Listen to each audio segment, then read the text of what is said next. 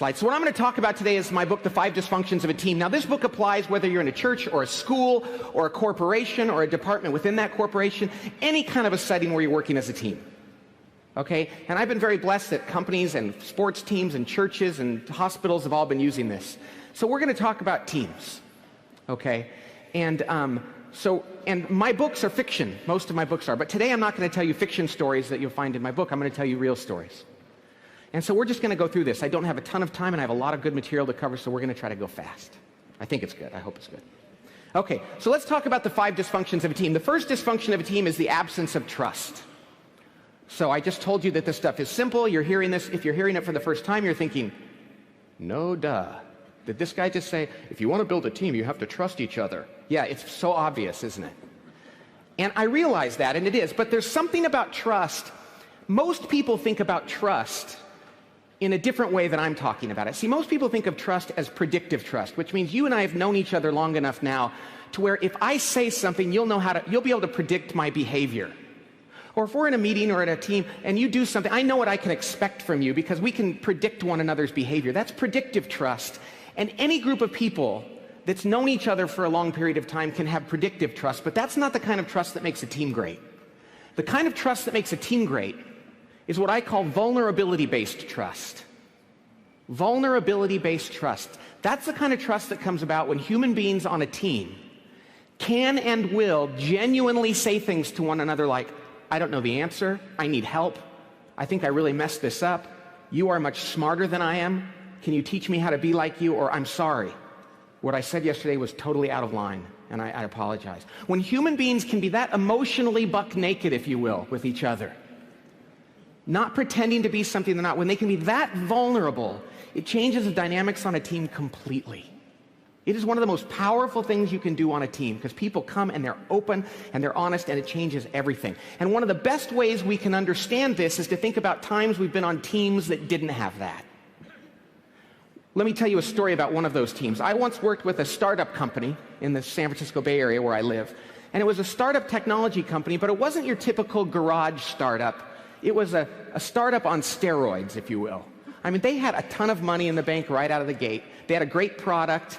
They had handpicked all these world-class executives from around the country, from SAP and Oracle and PeopleSoft, all these great companies. And they had everything going for them. And everyone said that this company was going to change the world, IPO, make a ton of money. And everybody had high expectations for them. Well, after they had been in business for a while, they called my little firm to do some work with their executive team. And God bless you. And so, well, look, a bird, you know. And so we went to work to observe, before we started and did a 2-day offsite with this team, we went and observed one of their staff meetings just to kind of get a read on the team. And we learned 2 very interesting things about this team.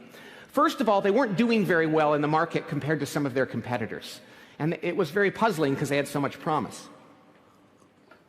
The second thing we noticed was that there was this one member of the team, it happened to be a woman, it doesn't matter, she was in charge of marketing. And whenever she spoke during the meeting, something strange would happen. She'd express her opinion, and everyone else would go silent. And there'd be this uncomfortable pause until they changed the subject and started again. So they would say, what should we do about this competitor? And she'd say, well, this is what we used to do at my old company, so this is what I think, and they'd be like, quiet.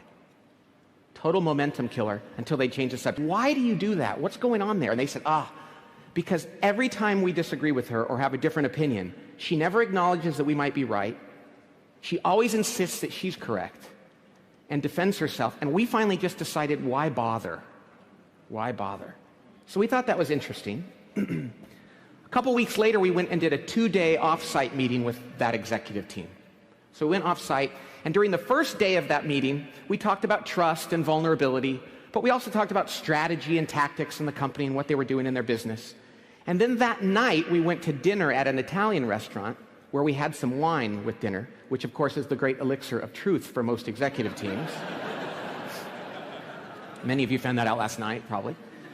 And so, after dinner, this woman had a few too many glasses of wine, and she stood up, and I couldn't write this, I promise. She stood up, raised her glass and said, she had a few too many glasses, said, Okay, we've been talking about trust today, and I just wanted to let you know I've been married for 10 years to my husband now, and I barely learned to trust him this year. And so I'm probably not going to be trusting you guys anytime soon, if ever. Cheers. And we were like, cheers, all right. So the CEO she and I went outside and talked about this, and we said, okay, here's the problem that this woman has. She has a fundamental trust issue. And it probably dates back to her childhood. I mean, seemed pretty serious. And as much as we wanted to go get, a local priest or minister and Dr. Phil, I don't know if you know who Dr. Phil is, and this woman's mama in for counseling, we realized we couldn't afford to do that. We had to make this team work, but we also didn't want to just fire her. We said, we got to work with her and get her to open up to the team. So after a number of months, I worked with her and the CEO worked with her, and it became very clear she was not going to change. Her trust issues were that deep. She couldn't be vulnerable. So the CEO finally managed her off the team and out of the company. And do you know the very next meeting that we had without her there? The dynamics had changed so much that you would have thought they had swapped out every member of that executive team for a new one. Because if just one member of a team, and that's the moral of this story, if just one member of a team cannot be vulnerable, it's going to spread like a disease to the entire team. One member. Now, everybody's going to come at that differently. Oh, you're right? Oh, sorry. Sorry. Okay. If one member of a team cannot be vulnerable, it's going to spread like a disease to the entire team. So how do we get our teammates to be vulnerable? And some people are going to come at it in different ways, different personalities, different histories, but we got to know that everybody's willing to be vulnerable and acknowledge their weaknesses. So how do we do that? Well, the only way to do it is if the leader goes first. If the leader is the first one to be vulnerable. Because see, if the leader can't be vulnerable, then nobody else is. Nobody else will be. So let me tell you a story about that. And for those that were here yesterday, this is the story I told you. I wasn't planning on telling it yesterday, but I have to retell it. So I once worked with a CEO who's a famous guy. You've seen his picture on many national, international magazines. He's very famous. I worked with him when he was at a previous company, and to be quite frank, he was not a great leader. But he was brilliant and intimidating and famous. And so nobody on his team in this company ever disagreed with him. And the head of human resources, God bless her, went to this guy and said, listen, nobody ever tells you when they disagree. You're not benefiting from the opinions of the people on the team. You have to do something. And they agreed to do 360 feedback, to get feedback from the team, which is sometimes a good idea, sometimes not. Well, they asked my little firm to administer this 360 feedback tool to get feedback from his team. So we did, and we collected all the information from his team members. And then we gave him the results, and he proceeded to share those results with no one. And so finally the head of HR go over the results with your team. They're curious as to what they learned from what you learned. And he said, okay, I'll do it at the next staff meeting. And then he reluctantly, begrudgingly allowed me as an outsider who administered the tool to observe this meeting. And so I sat off to the side on a little chair that had wheels on the bottom of it, which will become relevant here in just a second. And he stood up and he said, okay, it says here I'm not a very good listener. What do you guys think? And they went around that table and said, well, I think you're a good listener. I do too. I don't think you're a bad listener. I don't have a problem with that. I think you're a fine listener. So do I. And I remember, because I'd only written one book at this point in my career, and I thought, I could never put this in my books. Nobody would believe this, right? So he said, okay, good. The next one here says I don't give enough feedback or praise. I thought I'd gotten better at this. What do you guys think? Yeah, I think you're great at it. I think you've gotten much better. I don't think there's a problem with it. All the way around the table. And this is where, and I laugh about it now, but I remember this well, I was sitting there on my chair thinking, if I have any integrity as a consultant, this is where I have to lose a client or put one in jeopardy, right? So I got on my little chair and I was like, eek, eek, eek. And I remember this well, I'll never forget it. I rolled up right next to this famous CEO and I said, excuse me, but you guys are the only people who filled this survey out, so somebody had to write this. Very quiet in the room. So the head of marketing, poor guy, slowly raised his hand, said, yeah, I think you could give more. I'd like to get more. I mean, my team would like to get more feedback and praise from you. And, you know, they only hear from you if they screw up, and I think it'd be nice if you told them if they did something well. So, yeah, I think that I wrote that on my form. I can vouch for that. I think you could improve in that area. Silence. Till the head lawyer goes, not me, I think you get plenty of praise. Everybody else said, so do I don't understand what he's talking about. And they killed the guy. I'm melting. Now, the moral of that story is this. That's the day, first of all, that CEO lost all credibility. Secondly, it's when that's how he sent a message to the team, I'm never going to be vulnerable, you guys shouldn't be either. You know, eventually that company spun out of control and went out of business or sold off for a fraction of its worth. You know what the Wall Street Journal said? They had strategic problems. They had some errors in their product. But those were downstream symptoms of the real problem. The real problem was that there was no trust on that team. And it started with the leader who couldn't be vulnerable. Now, he didn't have to do anything weird. All he had to do was stand up there and say, hey, you guys, I know I've got some issues. I've heard about this in performance reviews throughout my career. And, well, my wife tells me this once a week or so. And I know that I'm not great at it. I'll give it a shot. I'll try to get better. I don't know that I'll ever be great, but I'm going to try, and I appreciate your feedback. That's all he had to do. But he stood there instead like the emperor with no clothes, with his big old bottom hanging out. Like, how do I look, guys? And they're like, you look fine, boss. And everybody said, don't admit you've got problems. Now, some people will say, but Pat, what about that old saying, don't let them see you sweat? You know how leaders, we're not supposed to let people see us sweat. You know, the truth is, the people that work for us, they know when we're sweating before we do. You can't really hide it. And that's why the best leaders are the ones that go, check this out. Do you know when you work for somebody who's honest about their faults? You think, you know, you're human and you know your humanity and you know the issues you have. Those are the leaders we'll walk through walls of fire for. But see, you can't trust someone if they don't know who they are and they're not comfortable with who they are. Because then you have to protect them from their ego. Which is why vulnerability is such a powerful thing. But it's so funny, we as leaders don't like to humble ourselves to share in our humanity, which is all we have. We are called as leaders to be vulnerable. And when we do, other people will trust us. Okay? Now, some people will say, but you don't want to be too vulnerable, do you? You know, the truth is, I don't think you can be too vulnerable. I suppose if you come to work every day and you say, hey, I made a mistake, made another mistake, don't know what I'm doing there, oops, screwed that one up too. I think that's probably a competence issue, not a vulnerability problem.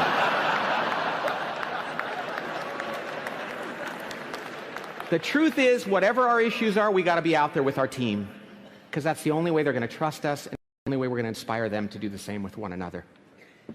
Now, I've spent a lot of time talking about trust because it's at the base of this pyramid, because without it, we're not going to overcome the other 4 dysfunctions of a team. See, trust is so important, and if we can build trust on our teams, we have a great chance of overcoming the others. And in fact, trust is what allows us to overcome the next dysfunction of a team, which is the fear of conflict. The fear of conflict. I love talking about this one. See, the thing is, on teams, conflict is a good thing. Conflict, even in meetings, it is. Conflict is a good thing. Now, I'm not talking about mean-spirited interpersonal conflict. I'm talking about productive, ideological conflict around issues. I have an idea, and what should we do? But see, without trust, without vulnerability-based trust, conflict becomes politics. I'm trying to manipulate you to win. But with trust, conflict is nothing but the pursuit of truth or the best possible answer. When we trust one another, we know that if we're debating something, even passionately, then we know it's because we're just trying to do the right thing. And that's a good thing. Now, but before we go further, I want to say this. Conflict is going to look different from culture to culture, company to company, family to family, person to person, and that's okay. If anybody here done work in Japan? I'm sure there's somebody. Show of hands. So if you've done work in Japan, you know, if you were to go to Japan and you were to sit at a table with a group of Japanese executives, and one of them were to say, I have an idea, this is what I think we should do, and the other executives didn't like his idea, what would they do? Yes, they would nod their head and they say, hi, yes, hi, hi. That means I don't like your idea. Now, if they hated the idea, if they loathed the idea, you know what they would do? They go like this, hi, yes, hi, hi, hi, yes. They'd suck through their teeth. If you're at a meeting with a Japanese executive and he or she sucks through their teeth, well, I want you to picture an Italian doing a certain gesture with their arms, as we know that I won't do here in front of the cardinal. But it's the same thing. And you just have to understand that that's how they say, no way, I hate this in Japan. And it's going to look different in Italy and Israel. And even in the United States, you might know something about the United States, I'll tell you this, and I'm sure in Europe it happens too. But in the United States, I saw a cartoon years ago that depicted this. And it showed a guy on the West Coast in Los Angeles. And he was with the team, and he said to somebody, good morning. But the bubble showed what he was really thinking. And in effect, it said, screw you. And then it showed a guy in New York City on the next frame, and he said to somebody, hey, screw you. And the bubble said, good morning. And you can apply that to your countries and continents, and I know you know what it means. The truth of the matter is, though, whether you're Italian and Irish like me with conflict, or whether you're demure about it, it doesn't matter. Whatever your team, you just have to have a team culture. And the key is this. You just have to know that people on your team are not holding back. They're not calculating the cost of disagreeing. They're not considering the political ramifications. If there's something important you're talking about and they disagree, they're going to say it again and again. Now, as I said, I'm Italian and Irish. My wife is neither. She never saw her parents argue growing up. But she's a convert, if you know what I mean. And you know how converts are. They're better at things than people born into them. So she has learned to argue so well. And after she and I got married, her little sister married my roommate. So my buddy became my brother-in-law, which was kind of nice. Except a year and a half later, they got divorced. Yeah, and he went to counseling after the divorce, and he came to me later and he said, you know something, Pat, I always thought that you and Laura, my wife, had a bad marriage because you guys argue. He said, now I realize that we had a bad marriage because we couldn't argue. Which, of course, is not to say that the quality of your marriage is directly proportionate to the number of fights you have. But what it is to say is great relationships are built on the ability to disagree, even passionately at times, and to know that you can recover from that, and it gets better. Remember, for those of you that are married, the first time you had a fight with your spouse, and you thought, oh, this is going to be the shortest marriage in the history of the world. And now later on, you can cycle through an argument 10 times worse in 5 minutes and be done. And it's a beautiful thing, and you realize because you trust each other, when you argue, you're usually just trying to solve a problem. And you forgive one another. And all teams have to learn how to do that. Conflict is necessary. Now, many leaders I talk to, many CEOs I work with will say, and by the way, most of them have very little conflict. There's far less conflict in almost every organization than there needs to be. And I'll say to them, why don't you engage in conflict more? They say, well, because I don't want to see people get their feelings hurt. Which is interesting and ironic, because you know what kind of organizations people get their feelings hurt in the worst? Of all the kind of organizations in society, where is there the worst kind of hurtful back-channel conflict? You can say it all together. 1, 2, 3. Church. That's right. Now, I like to have fun with that when I'm working with a secular audience, because I tell them that as well. And I say, and I work in my local church, and I've come to realize why churches have such bad conflict. It's because they hire mean people. And they're always like, really? Where do you go to church? I'm like, no, it's not that. In fact, it's the opposite. We go to church. I'm Catholic. We have a parish council meeting, which is a group of volunteers. And we'll sit down around a table to solve problems. And some very nice lady will say, I think we should have a festival of balloons next week or something. And I'm thinking, that's the dumbest thing I've ever heard. But I don't say that to her because I'm Christian. I say, oh, great idea. Thank you for that. Good. Okay. Anybody else? Great. Great meeting, everybody. Thank you. Then I go out in the parking lot with my friend and I say, I think she's an idiot, don't you? And at meeting after meeting we go to, we never disagree. We start to roll our eyes whenever she speaks. We sigh. And finally, one of her friends tells her that someone thinks she's an idiot. Now we've crushed her spirit. But at least we didn't disagree with her idea. Ladies and gentlemen,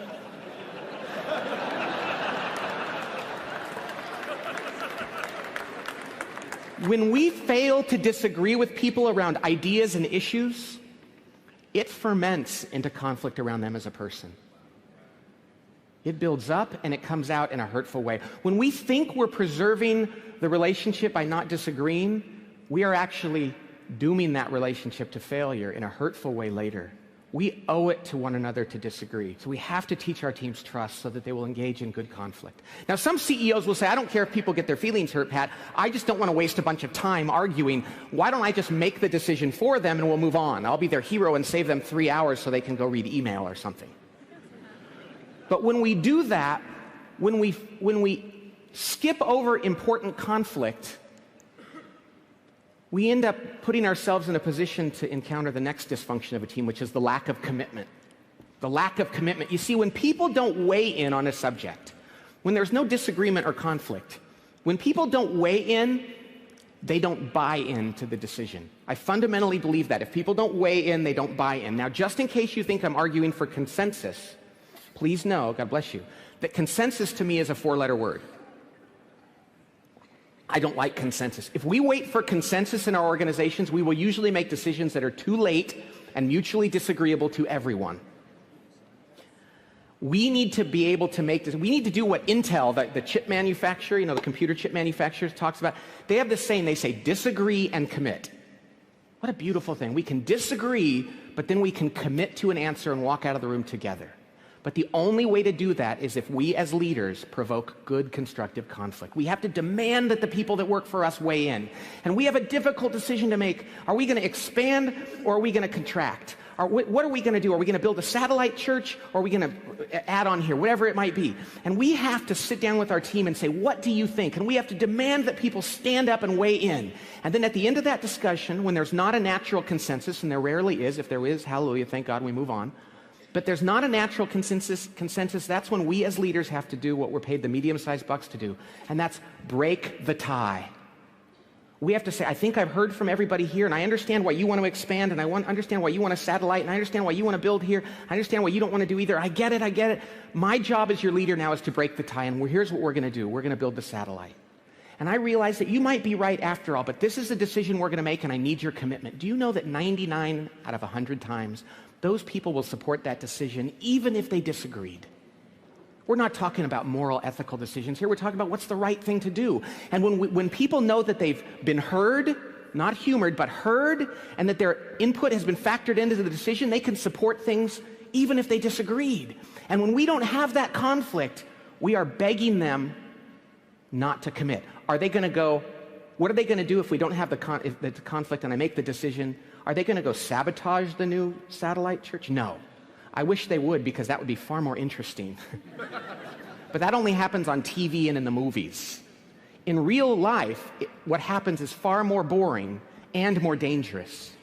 What they do is they passively commit. They nod their head and smile at the meeting, and then they go back to their department or their office and they say, I don't know if this is a good idea.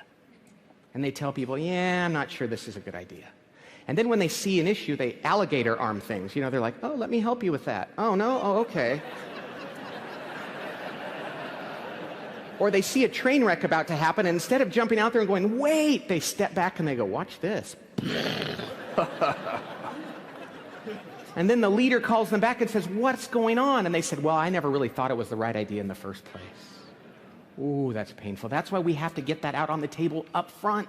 We have to demand that people weigh in. We have to demand that conflict so that we can get real commitment. Why is it so important that we get real commitment? Well, that sounds obvious. But the real reason why, there's a practical reason, because if we don't get commitment, then we're going to have the next dysfunction at our doorstep, and that is the avoidance of accountability. God bless you. This is the worst, most common problem. We have an online team assessment that teams take, and they get a scorecard back of this triangle that says green, yellow, red, which are the ones that are good or bad. And this is usually the lowest score. What happens is when people haven't committed to a decision, they're not going to have the courage to hold one another accountable for that, for the behavior that goes with it. They're not going to have the courage to hold one another accountable. Notice what I said there. I didn't say the leader holding them accountable. I said them holding one another accountable. You see, on great teams, accountability is peer-to-peer. Peer pressure in your organization is the best kind of accountability. You want people turning to one another. What's the opposite of that? Is when people see a team member not supporting something, they go, oh, hey boss, I want to tell you, she's not supporting this. Don't tell her it was me that told you, but I just want you to know. Then the boss is like, oh, great, I get to go. And he goes to that person, hey, I understand you're not doing it. Who told you that? Oh, don't worry about who told you. I just want to, and now they're wondering who ratted them out, and there's all this politics, and the leader's dragged into it. What a great thing when people turn to one another. What's wrong? What's going on? I don't think this is what we agreed to. And give them the benefit of the doubt to explain what's happening, but call them on it directly. Okay? Now, how do we create a team environment where there's peer accountability and we as leaders are not getting dragged into it all the time? Well, there's an irony to this. The only way to create an environment where people will hold each other accountable is if we as leaders are willing to confront difficult issues. See, the irony is if I as a leader am willing to confront people, then people know, well, he's going to do it anyway, we might as well do it for each other. But if I as a leader do not like to hold people accountable, and let me tell you something, I don't. I'm bad at this one. This is my problem as a leader. I'm very aware of that. I do not like to hold people accountable. You know what that means? My team isn't going to do it. Why should they do it? Pat's going to let you off the hook anyway. See, the irony is by me not being willing to, they're not going to do it. By the way, there's a technical term for people who don't like to hold their folks accountable. I don't know if you've ever studied graduate level psychology or business, but I'm what's called a wuss. Okay? And you know what's funny? Most of the leaders I work with are also wusses. Most of them don't think so. In fact, most CEOs I work with will say, well, Pat, I don't have a problem with accountability. Let's just move right on to the next thing. And I'm like, well, that's great to know. Why do you say that, though? And they say, well, because I fire people all the time. I mean, I fired a guy just last week. Pick someone. I'll fire him right now just to prove it to you. Of course, firing someone is often the last act of cowardice, not accountability. Sometimes it's necessary. Oh, I know that. But oftentimes it's not. See, let me tell you a couple stories. I worked with a CEO once. He got hired by a big company that was kind of struggling. And they gave him the title of CEO, President, and Chief Operating Officer. He had all the big titles. A year after stabilizing this company, he went to the board of directors and he said, listen, I don't want to be the President and Chief Operating Officer anymore. I just want to be the CEO and focus on strategy and externals. I want to hire somebody to run the day-to-day operations. The board said, hey, you've earned the right to do that. Fine. So he went out looking for a new President and Chief Operating Officer. And while he was out looking, one of the members of his team, who I will call Fred started to tell his peers, I'm going to be the next president. It will be me. And I remember this, and I thought, it must be true. I mean, who would say that? Well, people did not like Fred at all on the executive team. He was not liked at all. And people were really concerned that they were going to have to work for this guy. So finally, one member of the executive team went to the CEO and said, can I ask you a question? The CEO said, sure. He said, did you know that Fred is telling everybody he's going to be the next president? And the CEO said, no, I had no idea. That's news to me. I had not heard that. And he said, okay, next question. Is he going to be the next president? The CEO said, oh, no, I would never do that. No, no, there's no chance. No. Oh, good. Okay, last question. Are you going to tell him to stop telling everybody that? Here's what the CEO said in this case verbatim, but I've heard this from many leaders over the years, the same kind of answer. The CEO said, oh, I don't have the time and the energy for that. I don't have the time and the energy for that. Now, I don't know about you, but can you imagine the CEO picking up the phone? Hey, Fred, it's the CEO. How you doing? Yeah. Hey, you're not going to be the next president. No, you're not. Yeah. You're kind of pissing me off that you're telling everybody that. Yeah, you should stop, buddy. Yeah, if you don't stop doing that, something bad's going to happen to you. Okay, have a great day. Bye-bye. Who's tired? I'm not tired. That took what, 10 seconds? I don't have the time and the energy for that. Once it happened to me directly. I was working for the CEO of a company. I was in charge of leadership development and organizational communication, right? And I had my annual budget review with his chief financial officer. And he was an old school curmudgeon-y CFO. And when we sat down to go through it, he said, Pat, before we get into your numbers, I'd like to tell you that if it were up to me, I'd fire you and your staff and put the savings to the bottom line of the company because I think what you do is silly. But I'm from California, so I thanked him for sharing. You know, I appreciated that. And then I said, Fred, I call him all Fred. I said, Fred, but these are the CEO's programs, and you don't like them. Why don't you just go have it out with him? He's your next door neighbor in this big company. And why don't you either convince him that you're right and put me out of my misery, or let him convince you that he's right and get on board? He said, I'm not going to talk to him. I don't care. And I said, then I will. Fine. Next day, I knocked on the CEO's door. I said, hey, Fred hates the stuff I'm doing for you. He doesn't, you got to talk to him about it. He goes, oh, that's just Fred. Everybody knows Fred's like that. I said, well, not everybody knows Fred because this company was the size of this room. And I said, and even if they do know Fred, it still hurts the programs and it makes the executive team look bad. And he said to me, oh, Pat, I don't have time for that. I got angry customers to deal with. I got lawsuits to worry about. I got Wall Street. I don't have time for that. Now, what do you notice about both of those examples? Neither of them didn't have the time and the energy to hold people accountable for missing their numbers 4 quarters in a row. Because all of us, even the wussiest of us leaders, will hold somebody accountable for quantitative results that are problematic. They didn't have the time and the energy to hold people accountable for their behaviors. Ladies and gentlemen, behavioral accountability always precedes the results. And we see the behaviors that we know are going to lead to problems, and yet it's the hardest thing as a leader to hold somebody accountable or to confront them about their behavior, because we might be wrong, and it's a little subjective, and it seems judgmental, and they might not like it. So we just say, I'll just wait and see how the numbers turn out. Instead of having the courage, and it's courage, and love to confront them about the behaviors that they need to change. See, I don't like holding people accountable.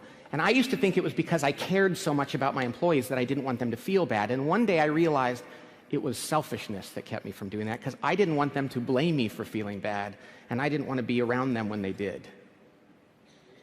Okay, you know who taught me the brilliance of and the importance of accountability? My son Connor. He's a management guru. But he's 15. But don't think I'm taking management advice from a 15-year-old, a teenager. He was 7 when he taught this to me. So Connor's a twin, and him and his brother Matthew got put into timeout. Matthew got put into timeout as I was getting ready to tell bedtime stories. So he had to leave the room, and I'm in the bunk bed with Connor telling him a bedtime story. About halfway through, Matthew comes back into the room and says, are you guys not done yet? And I said, no, we're halfway through the story. And like any good 7-year-old, he says, can I stay for the second half? Like any dad who's been around the block before, I say, sure, come on in, because I'm a wuss. So I start to tell the story. My wife comes in, Laura, thankfully not a wuss, and she says, what's he doing in here? And I'm like, well, he missed the first half. I thought he could stay for the second. She goes, no, Matt, you're out of here. You're in timeout. So Matthew does the walk of shame. The emotional guy that I am, I feel really bad for him. I feel sad that I put him through that. I turn around. Connor, my 7-year-old son, looks at me, and he says this, and he did. Dad, if you don't hold him accountable, he's never going to learn the consequences of his actions. Wah, wah, wah. 7 years old, lecturing me, a management expert, about the need to hold people accountable. Here's the truth, though, and here's how I learned it. If we love someone, and I hope you love the people that work for you, you owe it to them to hold them accountable, even if they don't love you back for it. Many times they are not going to. We know this as parents, but we get in the working environment, we think, I don't really want to do that. We have to love someone enough, talk about selfless love, that we will hold them accountable even if they injure us for that. I have to move on here and talk about the last dysfunction of a team. The inattention to results. The reason why we have to hold people accountable is because if we don't, they're going to think that the results don't matter. Because see, we have to hold them accountable to results. It's not always financial results. If it's at a church, it's saving souls. If it's feeding people, it's the hungry who get food. And so how do we make sure that people are focused on results? Well, what else would they pay attention to if not results? Well, how about their budget, their department, their career, their status, their ego? God bless you. Now, just in case you don't think people in your organization are selfish enough to think about themselves and over the team, I want to tell you a story from the world of sports. Now, I don't know how many of you follow basketball, but there's a team called the Chicago Bulls that you know Michael Jordan. Michael Jordan is pretty famous. Michael Jordan used to play for the Chicago Bulls, and after he retired, the second best player on the Bulls was a guy named Scottie Pippen. Scottie Pippen was one of the best players in the NBA, and they had a great team around him and a great coach, and even after Jordan retired, they said this team could very well win the championship again.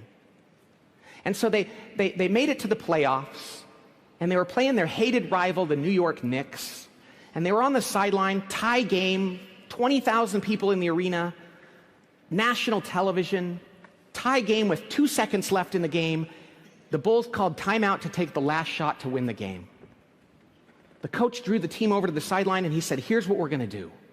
We're going to get the ball to this guy named Tony Kukoc, a European player who was a really good shooter, and he's going to have the best chance to make the basket. Pippen looked at the sheet and said, no, I should get the ball. I'm the best player. And the coach said, no. See, coach will have a better chance to have an open shot. So he's going to take it. And he goes, no, I get the ball. I'm the best player. And the coach said, no, you don't get the ball. See, coach is going to get the ball. You're not. You're going to be over here. And the player said, if I don't get the ball, then I'm not going out on the court. The coach said, okay, you're in for Pippen. They put him in. The best player sat on the bench. The fans were like, why is he not in the game? And the announcers were like, did he foul out? Did he get injured? What happened? No, he refused to play. The team made the shot, won the game, but that's irrelevant. The moral of this story is this. I wish everybody in this room, all of your organizations and churches, had people with the courage and audacity of Scottie Pippen, who could stand up in front of everyone and say, listen, you guys, it's not about the team, it's about me. Because then we'd know who to fire. I mean, that would be so nice. It's like, thank you for telling me. I always thought that about you, but I wasn't sure, but thank you. But they're not going to do that. They're going to go to meetings and nod and smile. And that's why we have to make sure they're focused on results. And the only way to do that is to hold them accountable out of love. And the only way to do that is to make sure that they're committed. The only way to get that commitment is if they disagree passionately. And the only way to do that is if they trust each other and are vulnerable. And I've gone a little bit over my time. I'm sorry. Thank you for having me here. God bless you. Sorry about that. Thank you.